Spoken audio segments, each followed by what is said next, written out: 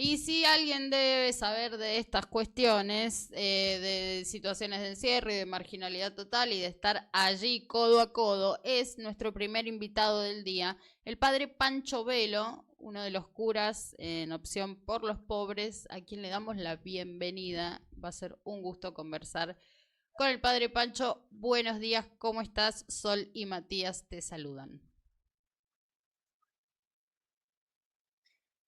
¿Qué tal? ¿Cómo están? ¿Cómo están? Gracias por comunicarse.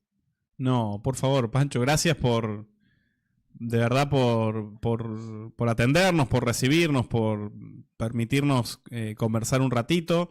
Son días ajetreados. Sabemos que para los curas estos días son de mucho, muchísimo trabajo.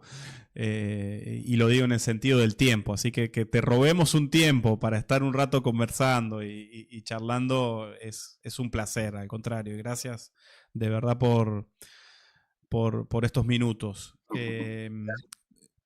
No sé si querés arrancar Sí, vos. sí, porque te queremos preguntar, pensando en que tenemos Bueno, bueno, conectada una comunidad latinoamericana y caribeña, padre Pancho, te tuteamos así, yo te tuteé Pancho. el principio. Hola Pancho, sí, pero sí. Padre Pancho, por favor. contanos un poco, contale a esta audiencia, ¿a dónde desarrollás tu labor? ¿Cómo se encuentran hoy los barrios populares en general y en particular este en el que vos estás inserto? ¿No? En una situación que nosotros venimos describiendo bastante dura para el pueblo argentino, pero queremos saber de tu experiencia. ¿Qué está pasando allí? ¿Cómo se vive la Pascua allí también?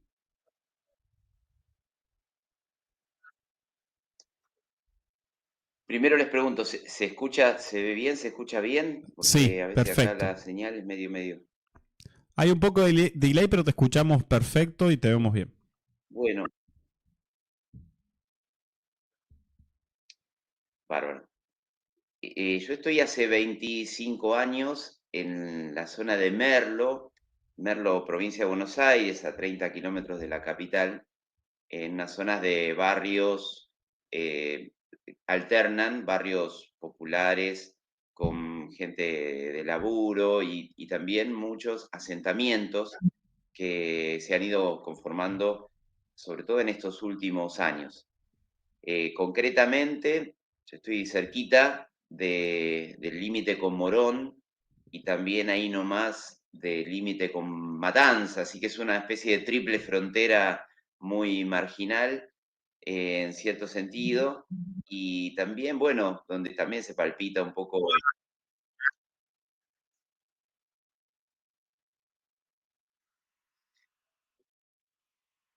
Estoy Continúa, en perdón. la Perdón, zona Pancho, creí que queríamos mostrar, como te escuchamos muy bien, pero la imagen tiene un delay, queríamos mostrar el lugar donde estás para que la gente de América Latina sepa dónde estás.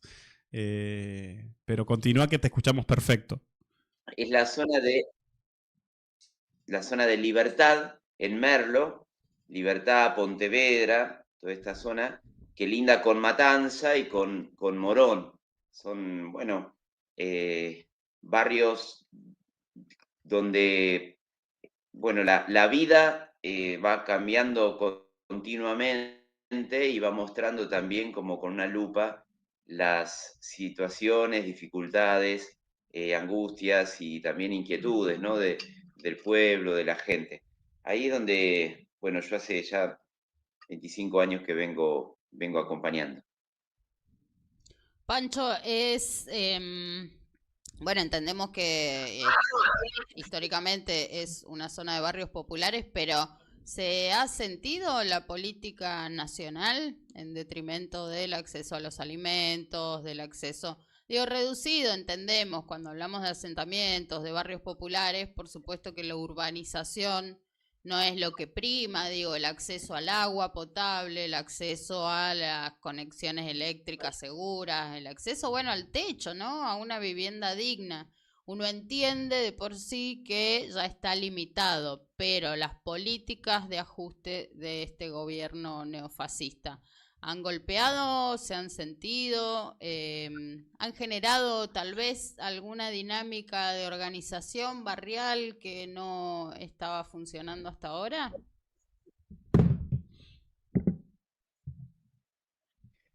Mira, a decir verdad, se viene sintiendo desde hace bastante tiempo. Lo que, por lo general, cuando hablamos de pobreza, enseguida linkeamos con las necesidades básicas insatisfechas, como son el alimento, como puede ser la vivienda. Pero lo que sí me parece que es novedoso es esta especie de sensación de inseguridad, de inseguridad en el sentido de estar a la intemperie, digamos, de que no haya nadie que vele por vos, por tus, esta especie de afianzamiento de una política que, que queda a las claras, que está decididamente de parte de los enemigos. Entonces, no solamente es esa insatisfacción básica que las organizaciones sociales, hay que decir, se ponen la 10 Mm. y sostienen, contienen, acompañan, se promueven, aun cuando lo hacen a contracorriente de toda esta mirada, como vos decís, neofascista, o por lo menos antipopular a ultranza. Pero así todo, te diría, quizá esa no sea la escasez más preocupante. Hay una dificultad laboral eh, clarísima, hay un desembarco de la mano de la insatisfacción de las drogas, eh, que de nuevo ya vienen de larga data, ¿no? Pero que se va recrudeciendo de una manera escalofriante porque, por un lado, cuesta mucho la vuelta atrás y por otro lado, va creando situaciones en personas casi como eh, al- alienadas y descontroladas, ¿no? Por otro lado, también ese discurso de violencia, de odio, ese ver cómo las fuerzas de seguridad se tornan cada vez más antipopulares. Bueno, son eh, situaciones que generan una inestabilidad emocional y un también resquebrajamiento social muy preocupante. Claro. Tremendo, tremendo. ¿Y qué? Yo te quiero hacer una pregunta que me parece que está buena, que por ahí salimos un poquitito, después vamos a volver a la coyuntura y a lo que se vive, pero ¿cómo viven los curas de Opción por los Pobres estas fechas con respecto a otras, lo voy a decir brutalmente, digo, pero a otras corrientes, a otras concepciones de la fe? Que me parece que eso es importante y creo que es un mensaje que está bueno que la comunidad de Nodal escuche, Pancho, de verdad. Que me parece que eso es importante, ¿no? ¿Qué de especial tienen estas Pascuas para una concepción como la que sostenés? Ujú. Mira, les pongo como este ejemplo. ¿Se acuerdan de la película La Pasión de Mel Gibson? Sí, Cuando, bueno, cuando salió esa película, mucha gente venía a decir, la verdad, cómo sufrió Jesús, ¿no? Y nosotros nos quejamos de nuestros pequeños sufrimientos mientras Él sufrió tanto, ¿no? Mm. Y me hacía pensar cómo a veces la religión termina distorsionando el verdadero sentido por ejemplo, de la Pascua, ¿no? Si nosotros mirando la pasión como hoy Viernes Santo estamos rememorando, la conclusión es, nuestros sufrimientos no tenemos que quejarnos, en realidad eh, murió Jesús, ¿no? Pero murió en serio, porque el mensaje de Jesús no es un mensaje donde el sufrimiento salva, sino donde el amor es lo que salva. Entonces, hoy yo pensaba en esta imagen, hace poquitos días, una mujer me decía, me contaba, porque, bueno, venía a cuento de una situación que tuvo con su hijito, que de buenas a primeras cayó muy enfermo, tuvo que ser internado y estuvo meses internado, y ella al pie del cañón en el hospital, internada junto con él. Y yo pensaba en paralelo con la vivencia de la Pascua y con esto que vos me preguntás. A veces corremos el riesgo de, si bien esta mujer la pasó mal, decir pobre mujer, Mm, ¿no? Y en realidad uno tiene que decir, no, pobre, pobre pibe, ¿no? Pobre, pobre nene que tiene que estar viviendo ahí y por supuesto que ella también, pero el centro es la cruz que está viviendo la enfermedad del niño. Y me parece que a veces con la Pascua hacemos lo mismo, ¿no? Terminamos pensando, pobre Jesús, cuando en realidad Jesús vivió la cruz para internarse con nosotros, porque los crucificados somos el pueblo, es el pueblo, mejor dicho, mm. somos los que estamos pasando todo este tipo de dificultades. El crucificado es el pobre abuelo que lo muelen a palos por ir a reclamar tener un medicamento que ya está instalado socialmente que debe tener. El crucificado es el trabajador desocupado que siente que su fuerza de trabajo no lo puede poner en función de su familia. El crucificado es el pibe que ya ni sueña con poder tener un futuro y termina drogándose en la esquina. Esos son los crucificados. Jesús vino a internarse con ellos para darles una esperanza porque solamente codo a codo se puede mostrar un camino, se puede dar una esperanza, tocando un poco la cruz, la carne dolida de, que es lo que dice el Papa Francisco continuamente, ¿no? Pero si reducimos la Pascua a miremos a Jesús, pobre Jesús, en realidad estamos siendo traidores al mensaje que trae el Evangelio, ¿no? Nos vamos a, Maravilloso. nos vamos a meter también, obviamente, con ese mensaje que trae el Evangelio y que no es el mensaje derrotista y que no es el mensaje de aceptar la cruz sin más, sino aceptarla en pos de otra cosa. Pero antes de eso te quiero decir que te están saludando en el chat. Saludos padre, qué bueno resignificar la fe y la militancia cristiana. Matías nos decía, claro que es al revés, sufrió como sufren cada uno de los pobres, Cristo. Jesús fue alto revolucionario, padre Pancho, murió luchando y enfrentando a los mayores poderes de la época, nos decía otro de los oyentes. Jorgelina, muy bueno, esto que decís, los crucificados son los abuelos, la gente que se queda en la calle, los hambrientos. Lo que me sigo, Jorgelina dice, lo que me sigo preguntando es por qué tanto sufrimiento siempre para los pueblos. Qué claro el padre, ojalá tengamos por todos lados curas en opción por los pobres, son revolucionarios.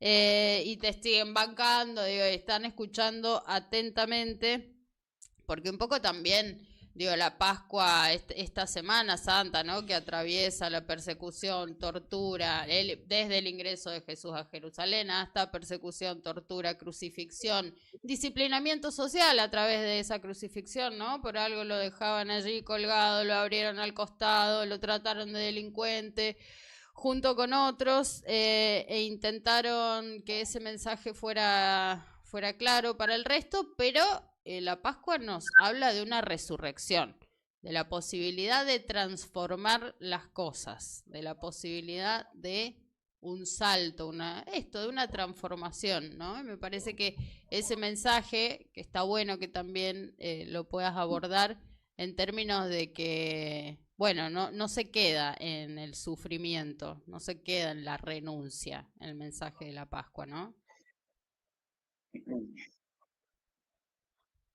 Sí, la Pascua es una dinámica, casi como una plantilla para mirar la realidad, y uno podría pascualmente, o cristianamente uno debe mirar la realidad de manera pascual, ¿no? Porque hay una dialéctica que no implica, que pide no quebrar ninguno de los polos. Si uno vive la cruz sin la resurrección, te pegás un tiro y bueno, te ahondás en la depresión. Si vos vivís saltando, como muchas espiritualidades lo hacen, ir a la resurrección sin meterte hasta el hueso, en el dolor, en el sufrimiento, en lo que hay que salvar, entonces creas una espiritualidad angelical que existe y mucho, lamentablemente, pero que se desentiende de la vida real. De las dos cosas tienen que estar.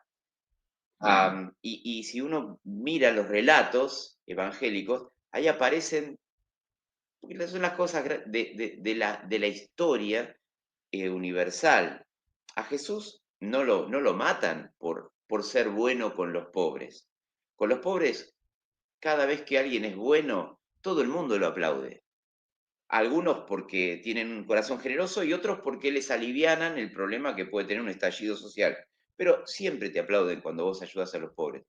El tema es cuando vos empezás a pensar por qué hay pobres, empezás a decir que la pobreza no es una bendición, sino que es una maldición, empezás a ponerte codo a codo con los pobres contra la pobreza, y entonces la entrada de Jesús en Jerusalén es ir al hueso del gran problema del sistema que excluía, ¿no? Y entonces ahí aparecen los antipueblos, que son los sumos sacerdotes, los fariseos, y el pueblo que aclama, que recibe, que se entusiasma con esta propuesta, pero a Jesús no lo matan por, por repartir estampitas, como dice el padre Paco.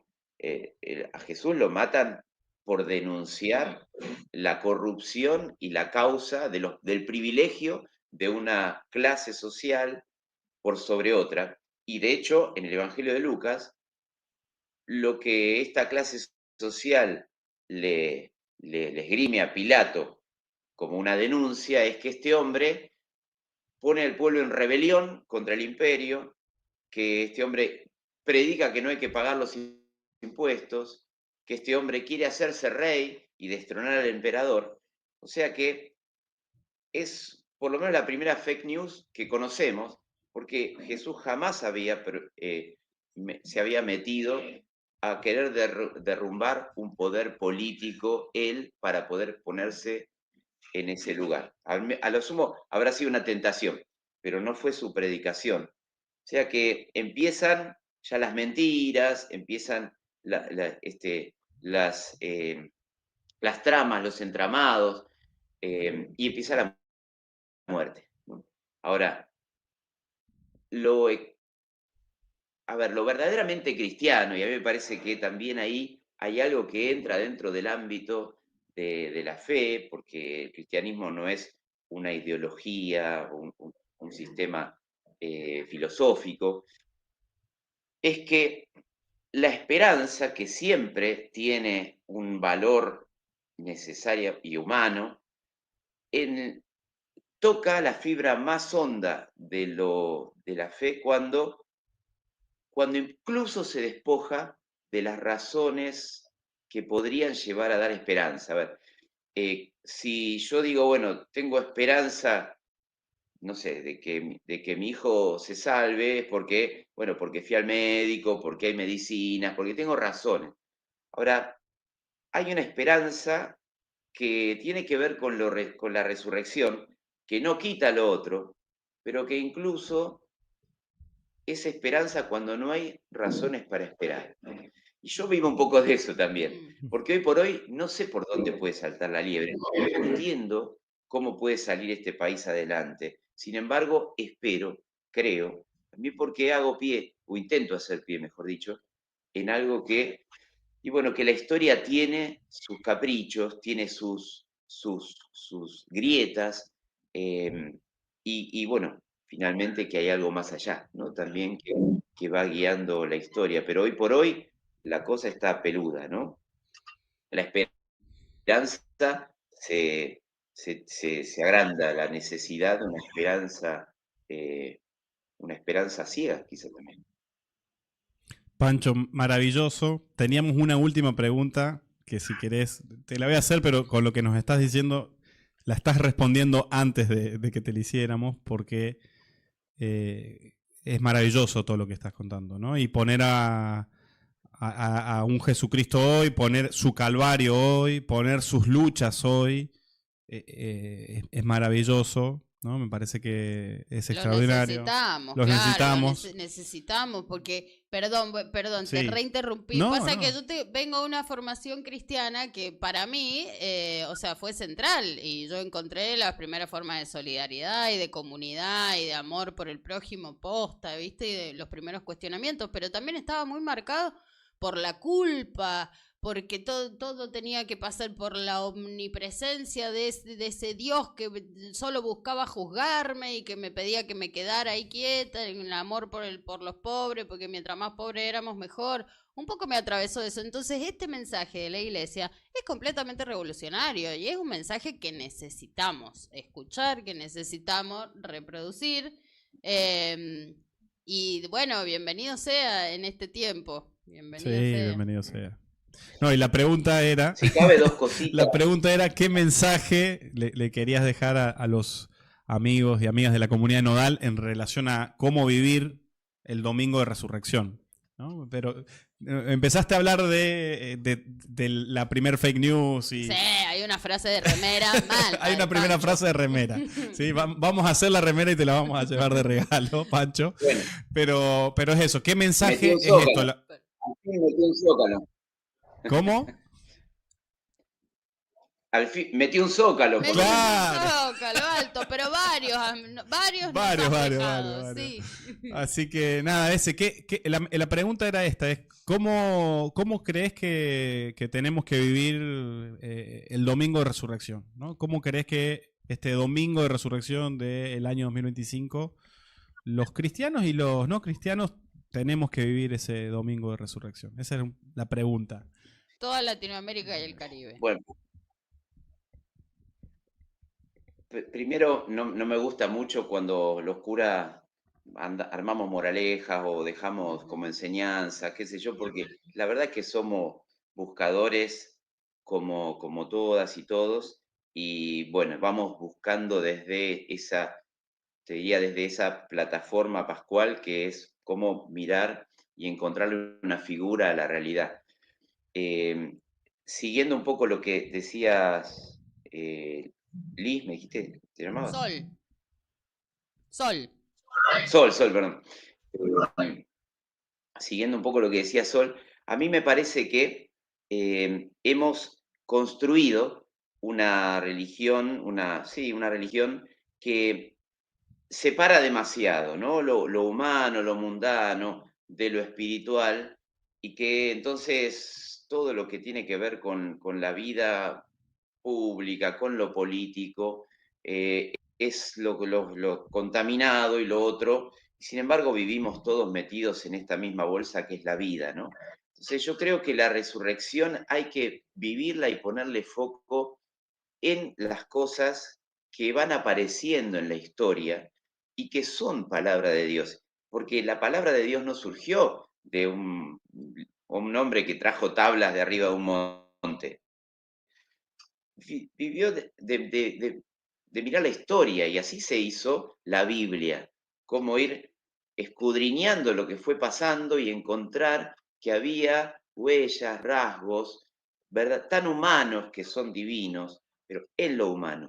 Entonces, vivir de las huellas de la resurrección hoy en día, de huella en huella, hasta que un día lleguemos a aquella última, pensando, bueno, cada manifestación de obreros que se juntan en el Congreso o de jubilados que se juntan en el Congreso, cada grupo de vecinos que se agrupan para hacer una olla solidaria, cada corazón que se sensibiliza, cada agrupamiento de argentinos que frente a una catástrofe como la de Bahía Blanca se juntan a tratar de hacerle más liviana la cruz a toda esa gente. Cada movimiento social que va a intentar, todas esas son resurrecciones que no son como una demagogia. Yo creo que ahí hay que buscar las huellas de las resurrecciones donde vamos haciendo la historia. Pues la resurrección es hoy, no es mañana. Un día, bueno, la cruz de la muerte nos agarrará a todos y ahí, bueno, esperemos que aparezca esa última resurrección total. Mientras tanto, está ahí, está un jubilado que le rompieron la cabeza a palos y el miércoles siguiente está en primera línea. Ese es Jesús, ¿no? El tipo que se juega por lo que vale y no afloja, y no afloja. Maravilloso. Y no afloja como no aflojan ustedes, curas en acción por los pobres, como no aflojan otros y otras también con este mensaje dentro de la iglesia tan revolucionario, con la praxis tan revolucionaria. Gracias, Padre Pancho, por haber pasado por Nodal Se Prende. Seguramente en otra oportunidad nos gustará volver a conversar con vos. Ya te vamos a ir a visitar, soy del oeste, así que estamos cerquita, estoy en Hurlingham, así que ya te vamos a caer a comer unas empanadas de vigilia. Vamos todos del oeste. Pancho, una última pregunta. Muchas ¿Las gracias. empanadas Un abrazo de grande. vigilia tienen azúcar o no Sí. tienen azúcar?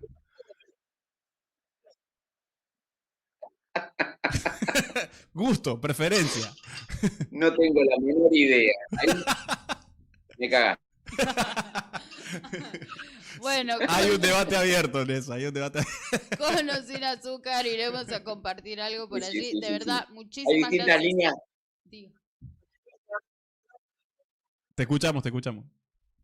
No, hay distintas líneas teológicas, digo, con las empanadas de vigilia, distintas líneas teológicas. Hay unos cuantos tratados. De hecho, la próxima encíclica de Francisco trata el tema en profundidad. Bueno, Pancho, muchas gracias y de verdad vamos a ir pronto a molestarte. Qué gusto recibirlo al Padre Pancho.